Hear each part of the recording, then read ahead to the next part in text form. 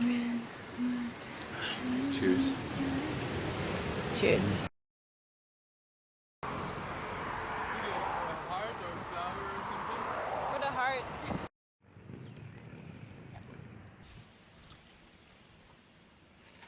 This is really good.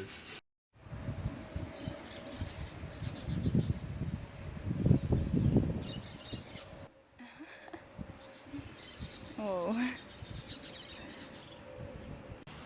So, I have been in Costa Rica for 2 days, and yesterday Will and I started hitchhiking from San Jose to, our goal was to reach the coast, the west coast, and we were pretty unsuccessful, nobody stopped, so we took a bus to Atenas, and then in Atenas we tried hitchhiking again to get to the beach, and nobody stopped. It started getting dark.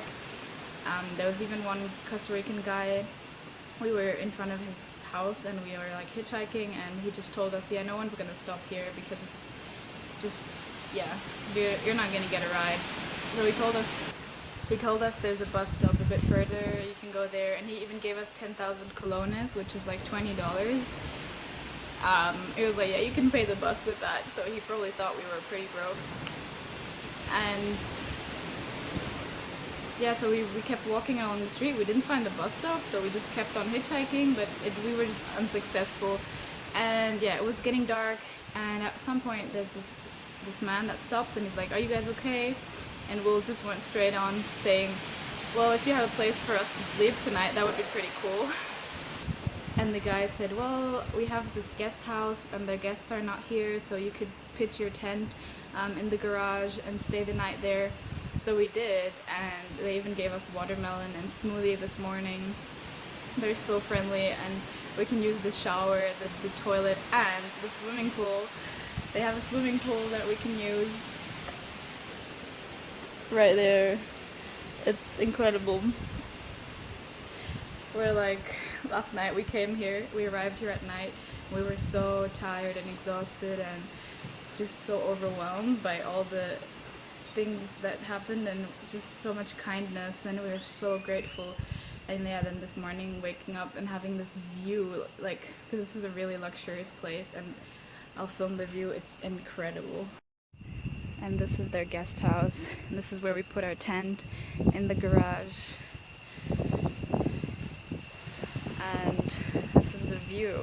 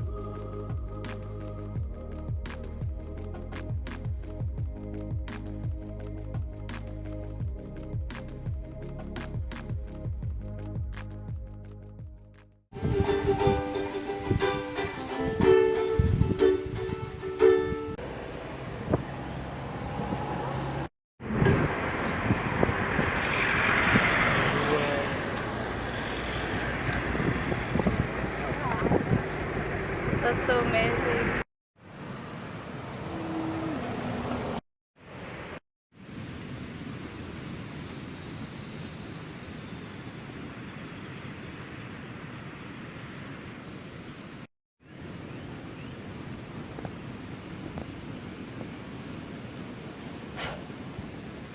We were hitchhiking yesterday, no, 2 days ago, and got picked up by this Canadian couple, and then we left their place this morning, and the wife dropped us at the highway, and then we started hitchhiking and got a ride pretty fast. We got picked up by a really nice American guy who drove us all the way to Jaco because he came here for the weekend anyway, and he showed us even another place in the jungle where we were looking for toucans, but we didn't see any, unfortunately. But we saw parrots and crocodiles and an iguana crossing the road. And then he dropped us at this beach and said that maybe we could camp here, and we found this pretty good spot right by the beach where we're gonna spend the night.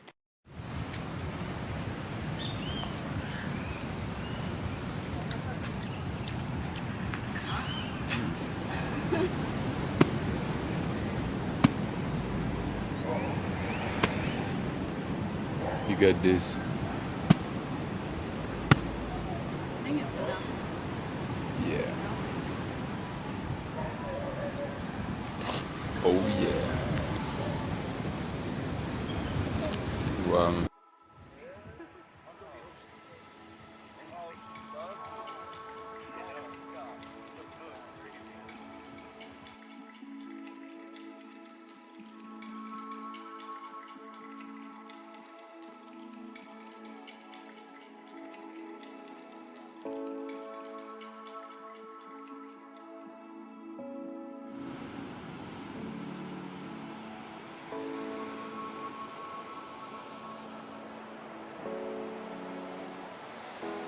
This was our camping spot last night.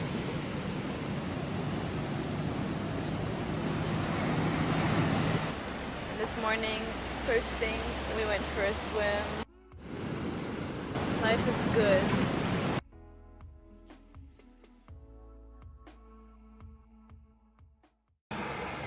We're foraging oranges because Costa Rica is expensive. It's pretty good. We've been really lucky with coconut. Mm-hmm. This is good. You want some? Yeah.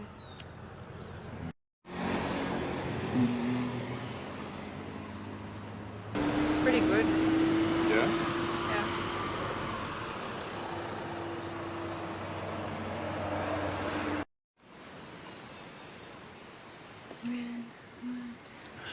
Cheers. Cheers. Our camping spot last night.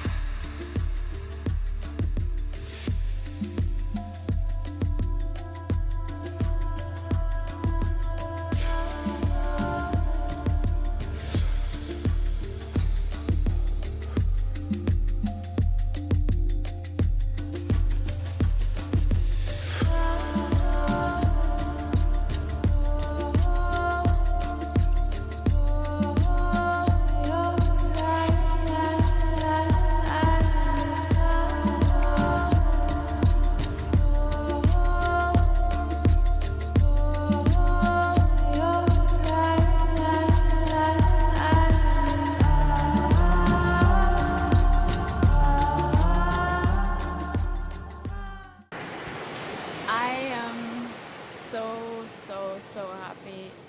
Yesterday was a crazy day. We hitchhiked from near Jaco. Jaco is like one of the most busy beaches of Costa Rica, and next to it there's a smaller, quieter beach called Playa Hermosa, and that's where we camped last 2 nights ago. Yeah, so we camped there and it was beautiful, and then yesterday morning we started hitchhiking from there, so Playa Hermosa, and we got a ride after like 45 minutes of waiting. It was so hot by the side of the road, and we were really lucky. We got picked up by a super friendly guy from Costa Rica. He was on his way to a hospital to repair like a machine, and he took us along and he drove us exactly where we wanted to go. We wanted to go to Uvita, so he took us there. And then we spent the day in Uvita. We thought we could camp there on the beach. Then we found out that it's like a national park and that we have to pay $6 to enter, and that the beach closes at 4, so there was no way we could camp there. So we had to walk back to the main road. So we already walked like 4 kilometers. And then we walked another, I don't know, 8 kilometers to find another beach we could camp. So we walked for like 3 hours along the highway, and it was tiring. It was exhausting. I was like, damn, this is terrible. I hate this. Let's just get a hotel. And then we went to this lodge. We thought we could just pay them to put our tent somewhere and just use the shower, but they said no, that's not possible, and the cheapest room, or the room we have, is like $200. So we left there again. We kept on walking. I was already like so exhausted. My bag, I don't know, my bag's like 23 kilos or something. I don't even know.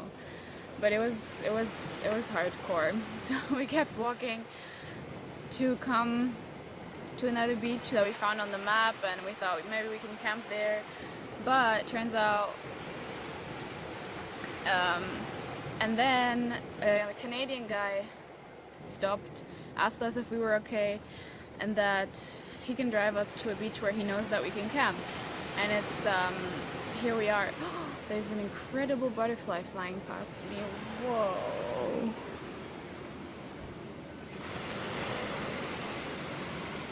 Wow. Him and his wife drove us to the Playa Pinuela, something like that. And it's like a dream. It's so perfect because we can camp legally. There's even a sign, zone to camp, and there is a sink with fresh water, and there's a shower. I was so stoked last night. I was like, yes, I can have a shower. And Will is foraging so many coconuts. We have like unlimited free coconut water because there's coconuts everywhere, so we can just keep drinking coconuts. And yeah, this morning, like just stepping out of the bed and into the ocean, it's the most incredible feeling. And the water here is really, really quiet because it's like a bay. There's no big waves. It's perfect. I feel like I'm in paradise. It's crazy how the biggest joys and like the biggest excitements can be the most simple and easy things. Like, we didn't pay anything to be here, we didn't even pay to get here, and we just ended up here, and it's so like everything we need and better. The man that drove us from our last stop to Uvita, he invited us for lunch and paid for our lunch and gave us his Facebook and said, in case you need help for anything, message me. And it's just such an incredible experience because I realize how much you can do and how far you can get by not even spending money, but just putting yourself out there and just hitchhiking, for example, or just free camping. Put your tent up anywhere in the dark, and in the morning you wake up in paradise. It's just crazy, and I'm so grateful. I realized I don't need much. Like, I had a suitcase. I got rid of a suitcase. I got rid of my suitcase and switched it for a backpack that I bought secondhand. And during that transition, I got rid of so many things that I thought, like, I cannot let go of those things, but I had to because they just didn't fit in my backpack. And now I have less, and I realized that it's still good. Like, I still have everything I need. Free coconut water, free coconut flesh, free hydration, free food, fresh from the trees. So amazing. Oh, those are the real wild ones. They have seeds inside. They're wild? Okay, so I was walking in the jungle and I found this hanging on a tree. Let's see what it looks like inside the banana. Whoa! It's full of seed, you see? Oh my god, that's a lot of seeds. Mm. Let me try. They're amazing. Yeah? Yeah.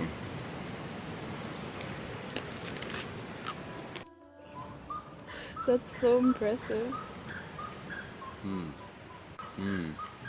Wow.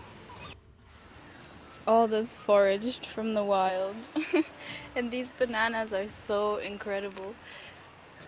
Like, this is what a banana would be like if it was never modified by humans.